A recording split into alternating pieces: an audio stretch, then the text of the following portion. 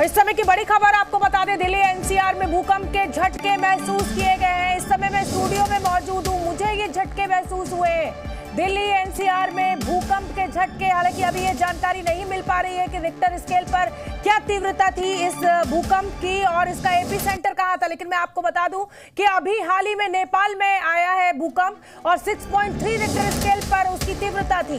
Delhi NCR में भूकंप के झटके महसूस किए गए हैं। 4:19 पर ये भूकंप के झटके महसूस किए गए हैं और मैं आपको बता दूं स्टूडियो में मैं मौजूद हूं, मुझे यहाँ पर ये झटके महसूस हुए हैं। इसका मतलब तीव्रता बेहद ज्यादा है और एपी सेंटर जो है वो इस दिल्ली राजधानी क्षेत्र के कहीं आसपास है। हालांकि नेपाल में भी एपी सेंटर होता है, तो दिल्ली में ये झटके तीव्रता के साथ महसूस किए जाते हैं। तो भूकंप के तेज झटके महसूस किए गए हैं दिल्ली एनसीआर में। बीते शुक्रवार को रात के समय तेज झटके दिल्ली एनसीआर में महसूस किए गए थे और उस समय वो एपी सेंटर नेपाल में था। 6.3 तीव्रता उस समय उसकी बताई गई थी और आज अभी कुछ देर पहले, कुछ मिनट पहले, मतलब आप समझ लीजिए कि 1 से 1.5 मिनट पहले ये झटके महसूस किए गए हैं पूरे दिल्ली एनसीआर इलाके में। तो बड़ी खबर इस समय की हम आपको बता रहे हैं, दिल्ली एनसीआर में भूकंप के झटके महसूस किए गए हैं। एक तरफ तो पोल्यूशन की मार दिल्ली एनसीआर झेल रहा है और अब ये भूकंप के झटके, हालांकि तीव्रता अभी कितनी है और एपी सेंटर इस भूकंप का कहां होगा ये जानकारी नहीं मिली है, लेकिन हमारी कोशिश है कि जल्द से जल्द ये जानकारी भी आप तक पहुंचाएं। मैं आपको बताना चाहती हूं कि शुक्रवार को, आज सोमवार है और शुक्रवार की रात में भी इसी तरीके के तीव्र झटके महसूस किए गए थे और उस समय एपी सेंटर नेपाल था। राहुल मिश्रा का मैं रुख करना चाहूंगी। राहुल, तेज भूकंप के झटके महसूस किए गए, क्या आपको ये झटके महसूस हुए? आपके आसपास लोग हैं, उनका क्या कुछ कहना है? और देखिए शोभना जी, जरूर भूकंप के झटके महसूस हुए हैं और इस समय कहाँ एपी सेंटर था ये अब देखना ये होगा।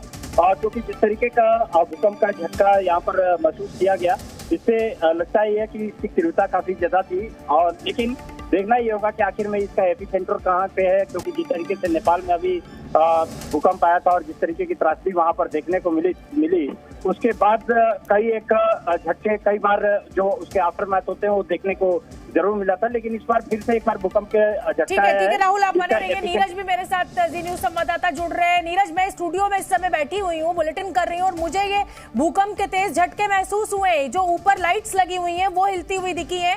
आप जहाँ पर मौजूद है, क्या स्टेटस, क्या आपको ये महसूस हुआ? लोगों का क्या कुछ कहना है? बिल्कुल सही सोचना है, क्योंकि अभी मैं द्वारका के इलाके में हूँ और यहाँ नीरज की आवाज मुझ तक ठीक से नहीं पहुंच पा रही है। एक बार मैं फिर से राहुल आपका रुख करना चाहूंगी। जैसा कि मैंने नीरज को भी बताया और तमाम दर्शक सुन रहे हैं मुझे इस समय, स्टूडियो में बैठकर मुझे ये झटके महसूस हुए। इसका मतलब एपी सेंटर कहीं आसपास है और तीव्रता बेहद ज्यादा है इस भूकंप की।